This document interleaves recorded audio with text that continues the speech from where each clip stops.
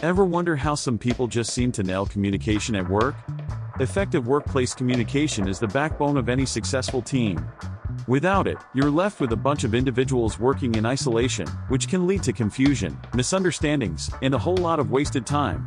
But on the flip side, when communication is flowing smoothly, it's like a well-oiled machine, productivity soars, and team dynamics reach new heights. In today's fast-paced work environment, it's more crucial than ever that we're able to communicate effectively with our colleagues, managers, and clients. And yet, despite its importance, many of us struggle to get it right. We've all been there, stuck in a meeting that's dragging on, or trying to decipher a cryptic email that's left us scratching our heads. The good news is that effective workplace communication is a skill that can be learned and mastered. And in this video, we're going to share with you our top 8 tips to help you do just that. From clarifying expectations to active listening, we'll cover it all. So, if you're ready to take your communication skills to the next level, keep watching. Before we dive in, I want to acknowledge that communicating at work can be tough. We've all faced those awkward conversations, or struggled to get our point across to a skeptical audience. But the truth is, it's not about being a natural-born communicator, it's about developing the skills and habits that will help you succeed. So, if you're feeling frustrated with your current communication style, or simply want to boost your confidence in the workplace, you're in the right place. By the end of this video, you'll be equipped with the tools and strategies you need to transform your communication style and take your career to new heights. Let's get started with our first 4 tips. Tip number 1, clarify expectations up front. This might seem obvious, but you'd be surprised how often we assume we're on the same page as our colleagues, only to find out later that we're not. Take the time to clarify expectations, and you'll avoid misunderstandings down the line. For example, let's say you're working on a project with a tight deadline. Make sure you're clear on what's expected of you, and what the consequences will be if you don't meet that deadline. This simple habit will save you hours of stress and confusion in the long run.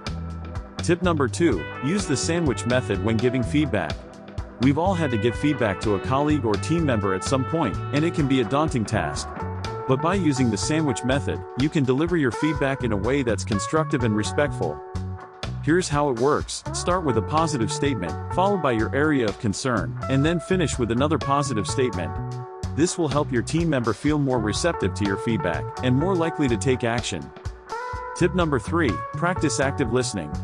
This is a skill that's essential for effective communication, but it's one that we often neglect. When someone's speaking, make sure you're fully present and engaged. Avoid interrupting, and show that you're interested in what they have to say.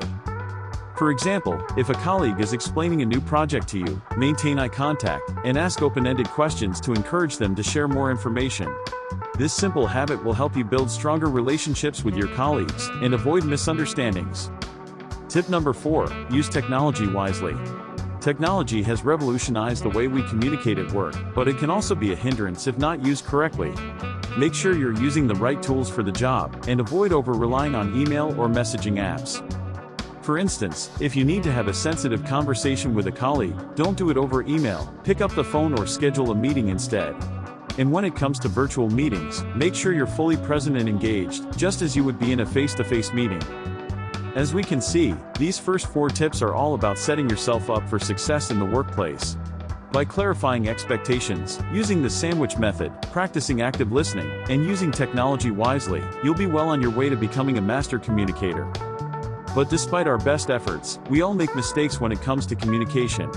So, what are some common pitfalls to watch out for, and how can we overcome them? One common pitfall is assuming we're communicating effectively, when in reality we're not. This can happen when we're relying too heavily on technology, or when we're not taking the time to clarify expectations. By being aware of these pitfalls, we can take steps to avoid them and improve our communication style. Another pitfall is not being open to feedback. When someone's giving us feedback, it's easy to become defensive and dismissive. But by practicing active listening and being open to constructive criticism, we can use feedback as a valuable learning tool. Now, let's move on to our final 4 tips.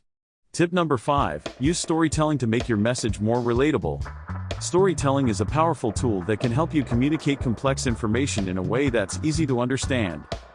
For example, if you're trying to explain a new policy to your team, try using a story to illustrate how it will benefit them. This will make your message more engaging and memorable, and will help your team members buy into the change.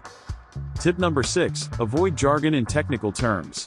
When we're communicating with colleagues or clients, it's easy to fall into the trap of using technical terms or industry jargon. But this can be alienating and confusing for those who don't understand. Instead, try to use simple, clear language that everyone can understand. This will help you communicate more effectively and avoid misunderstandings. Tip number 7, use nonverbal communication to your advantage. Our body language and tone of voice can say just as much as the words we're speaking. Make sure you're using open and confident body language, and that your tone of voice is friendly and approachable. For instance, if you're presenting to a group, make sure you're standing up straight and making eye contact with your audience. This will help you engage your audience and communicate more effectively. Tip number 8, follow up and follow through. This is where the rubber meets the road, and it's what separates the effective communicators from the rest. By following up and following through on your commitments, you'll build trust and credibility with your colleagues and clients.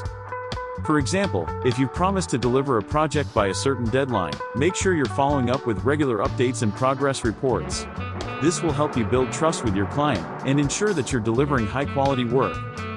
In conclusion, effective workplace communication is about more than just conveying information. It's about building relationships, avoiding misunderstandings, and driving results. By implementing these 8 tips, you'll be well on your way to becoming a master communicator. Remember, effective communication is a skill that takes practice and patience, but the payoff is worth it.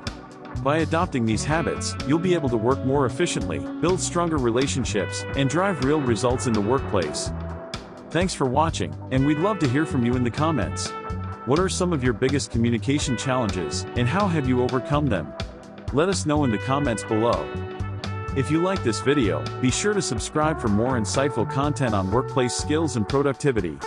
And if you're looking for more tips on effective communication, check out our video on active listening.